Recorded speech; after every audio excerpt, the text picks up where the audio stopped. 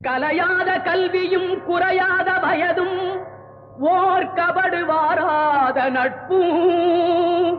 கன்றாத வளமையும் குன்றாத இளமையும் கழுபிணியிலாத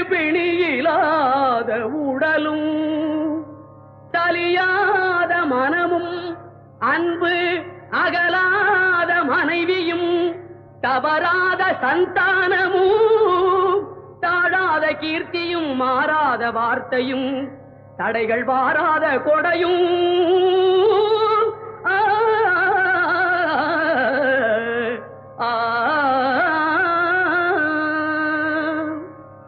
தொலையாத நிதியமும் கோணாத கோலும் ஒரு துன்பமில்லாத